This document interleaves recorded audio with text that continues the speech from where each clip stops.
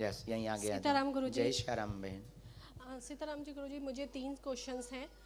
First question है, मैं रामचरितमानस पढ़ना स्टार्ट किया है तो उसको कैसे पढ़ना चाहिए, क्योंकि संस्कृत के श्लोक समझ में नहीं आते तो हिंदी का, और दो दो लाइन आप पढ़ती हूँ। रामचरितमानस की बात कर रहे हैं या वाल्मीकि रामायण की? रामचरितमानस। रामचरितमानस में संस्कृत नहीं है, हिंदी है, चौपाइयाँ हैं। फिर रामायण, टोटल रामायण अभी मंगवाई है ऑनलाइन, पता नहीं ज़्यादा। ये हाल है। आप भारतीय मूल के हो? सॉरी। कोई बात नहीं। इंग्लैंड में कहाँ रहते हैं? मैं लंदन में रहती हूँ। लंदन में रहते हैं। सुनिए, रामचरितमानस हिंदी में होती है और चौपाइयाँ और चौपाइयों का अर्थ बहुत ही सरल होता है। उसके लिए आप अपने मोबाइल का सदुपयोग करिए। मोबाइल पर जैसे हम गाते हैं या अन्य बहुत से लोग मोबाइल पर उस पर डले होंगे यूट्यूब प्लेटफॉर्म पर, तो उस पर आप समझ सकते हैं।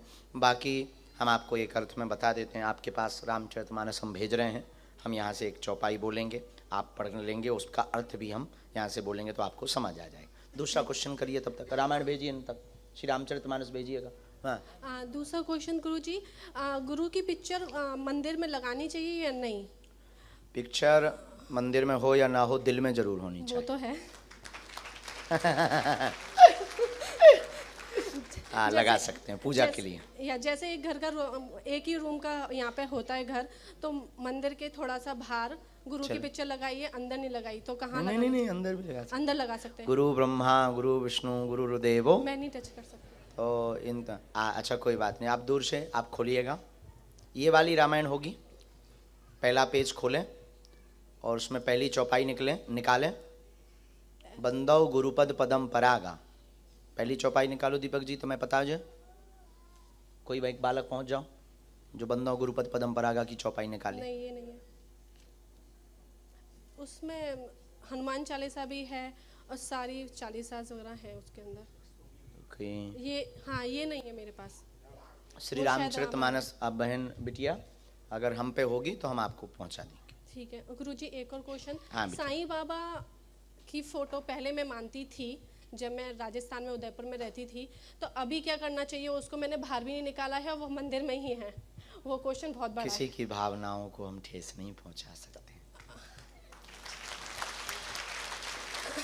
समझदार को इशारा काफी है। जिसकी जहाँ श्रद्धा वहाँ माने अपने हिसाब से। एक और सॉरी, बट जैसे मेरी शादी साउथ में हुई है और साउथ में मैंने कल्चर देखा कि वो लोग पितृदेव समथिंग होते हैं ना, पितृदेव होते हैं, उनके लिए भी मांस और मतलब काटते हैं। और मतलब उनका ये मानना है कि अगर वो नहीं करेंगे तो उनके पितृ खुश नहीं रहेंगे, बल्कि वो अपने घर के अंदर खोद के भी उसका बच्चा कुचा होता है उसको लगाते हैं।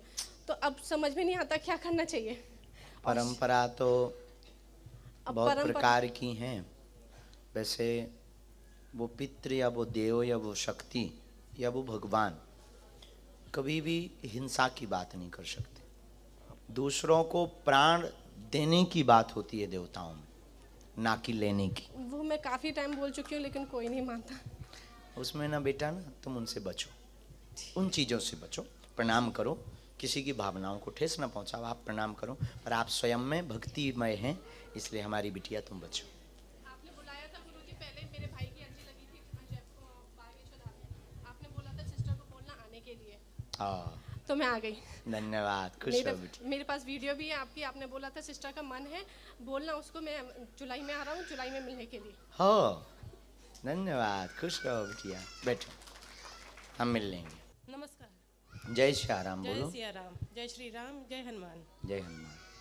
बाबा जी, मैं जब पूजा करती हूँ तो बहुत आंसू आते हैं और बाद में बहुत रोना आता है। ऐसा पता नहीं क्यों होता है हमेशा। पूजा में अगर आंसू आ रहे हैं तो दो कारण से आते हैं। एक तो भाव के कारण, दूसरा नेगेटिविटी एनर्जी के कारण। अच्छा। नकारात्मक ऊर्जा के कारण। भाव के कारण अगर आंसू आते हैं तो कहीं पर भी प्रभु नाम लेंगे, अपने आप हृदय कंपन होने लगेगा और प्रभु के प्रति तड़पन प्रारंभ होगी। नकारात्मक ऊर्जा के कारण अगर आंसू आ रहे हैं तो शरीर में जैसे कोई शरीर को जकड़ रहा हो, ऐसा अनुभव होगा। तो आंसू आना बुरा नहीं है, भाव से अगर आ रहे हैं। तो अगर भूत के कारण आ रहे हैं तो धाम के दरबार में बैठो, से चमीटा खाओ। अच्छा। और जैसे सुबह में 3:30-4 बजे हमेशा नींद उठती है तो यानी ध्यान करने का मैं ट्राई करती हूँ, लेकिन पूरे से होता नहीं है। एकाग्रता नहीं होगी जब तक तड़पन नहीं परमात्मा के प्रति होगी, तब तक एकात्मा नहीं होगी, तब तक हमारे अंदर वो तड़प जब तक नहीं होगी, तब तक हमारा मन स्थिर नहीं होगा। उसके लिए आप गुरु ज्ञान या किसी ऐसे गुरु को चुनो जिनकी वाणी से आपके मन के विकार शून्य हो जावे और भक्ति दृढ़ हो जावे। आप कोई ऐसा मंत्र बता सकते हो मुझे? हमारे जीवन में तो ओम बागेश्वराय नमः, ओम हम हनुमते नमः, इन दो मंत्रों के बल पर ही हम आपसे बात कर पा रहे हैं। नमस्कार, जय श्री कृष्ण। जय श्री कृष्ण। जय हो माँ, बैठो।